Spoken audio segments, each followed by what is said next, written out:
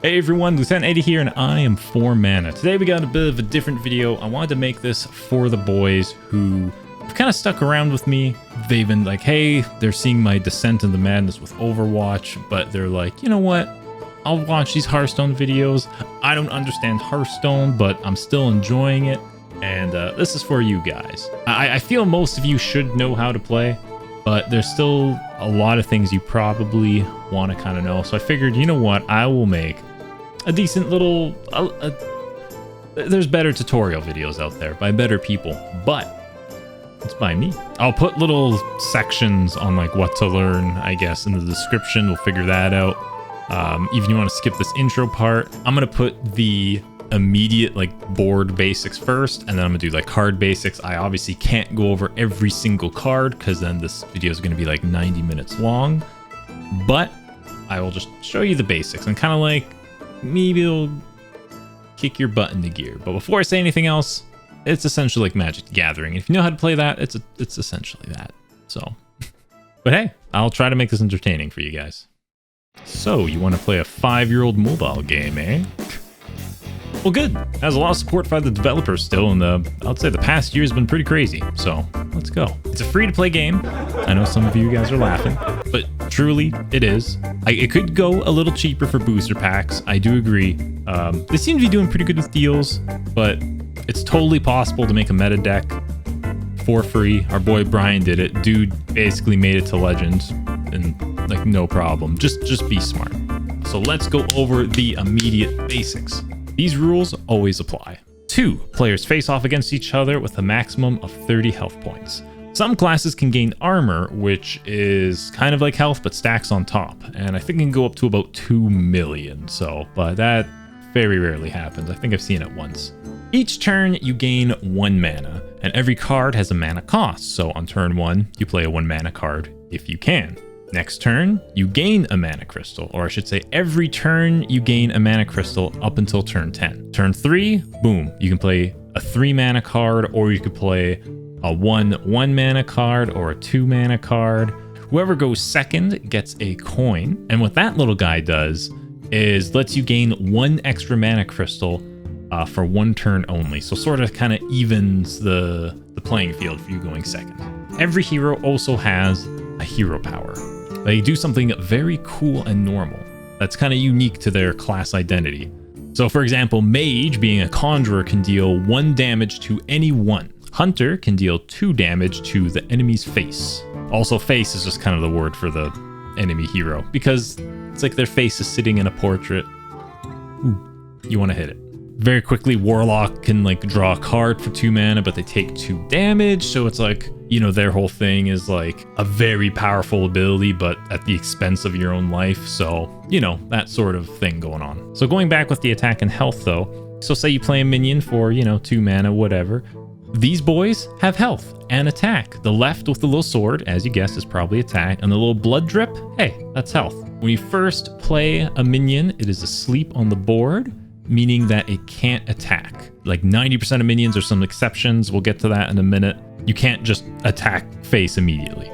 So pretty much when that minion's able to attack the opponent's face, say if it has 3 health, it will do 3 damage out of the 30.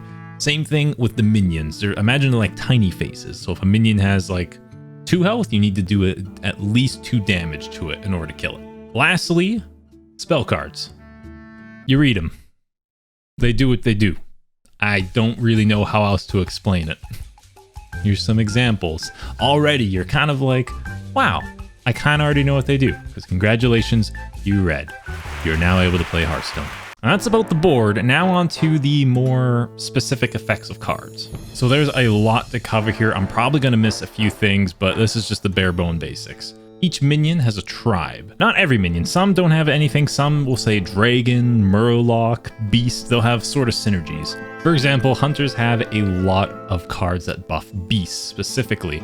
Shamans have murlocs and those fucking totems that no one likes. Just sort of like, you know, if you played World of Warcraft, you're going to be like, oh my god, hey, I know this stuff. I'm a gamer too.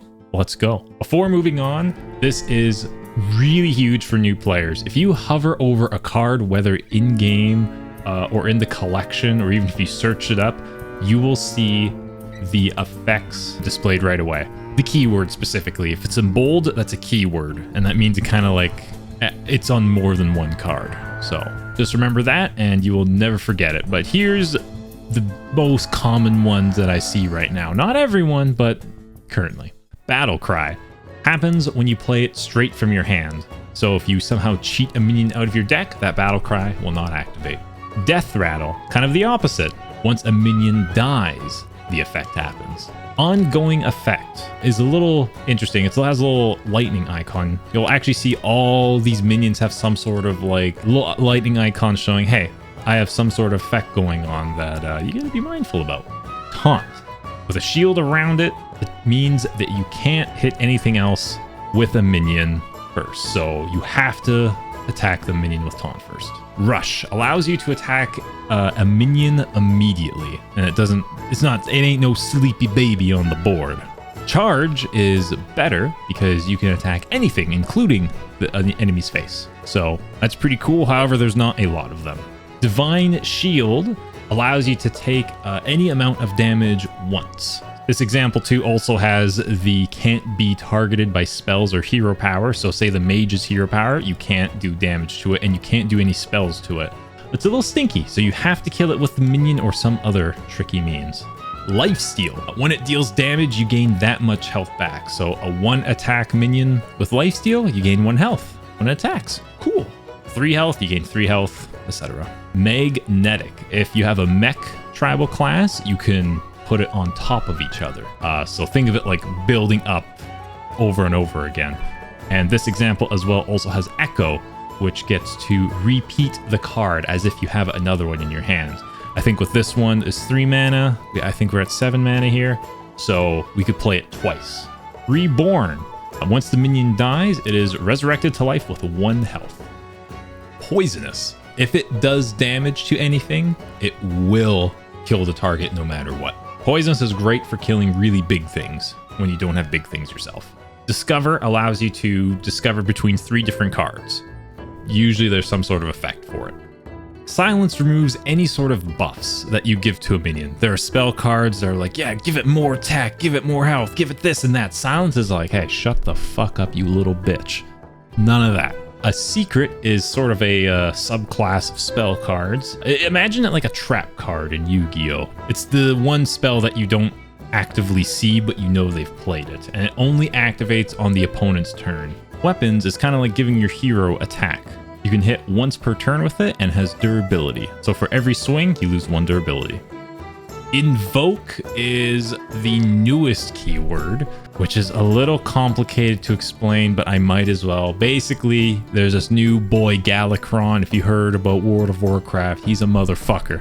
What invoking does, if you have him in your deck, it just makes him stronger. So if you have a Galakron, you know, you draw, like, for Rogue, 1 little card for 0 mana.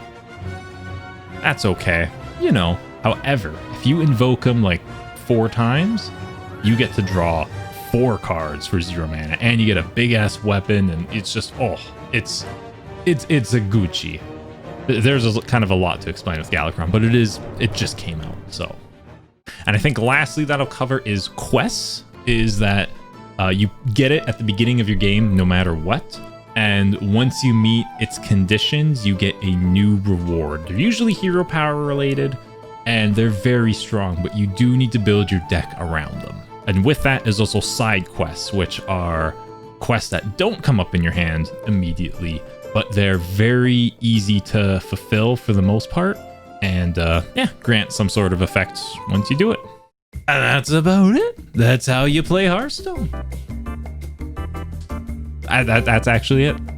There's a few more. There's actually a lot more wordings and such, but you will probably not see them, at least as of January 2020. Should be okay. But either way, that's it. If you watch the videos, you kind of know how to play. You know, go back, rewatch, and be like, oh my god, I understand what they're doing now. So I hope it helped a little bit at least. You know what Giorno Giovanna would say? He would say, you better fucking spend your money on a nice Amazon Prime sub to LtEddy, because I'm streaming streaming 4 days a week on Twitch, and I'm trying to stream more. I've been playing a lot of Hearthstone. I'm sorry I'm not having fun with Overwatch as much. I'm trying to play it still because I do still love the game. I still have feelings for the game, but I just want to play Hearthstone. It's safe to say I'm addicted. So thank you guys for watching. Hopefully this helped. If you actually want to go way more in depth, honestly, just watch Trump's video. Search Trump Hearthstone tutorial. He has a great little playlist that shows you more in depth on like synergies, when to like trade, when to go face, deck synergies, all that stuff. They're older videos, but they definitely hold up. And I don't want to make those because I'm not that great of a player. So, and if you want to see some Hearthstone games from my streams as well, you can check out my LtEddy Raw channel. We're trying to get at least an upload a day. Depends on the games. It's usually been an upload a day. Very rare. Now, if you excuse me, I have some packs to buy.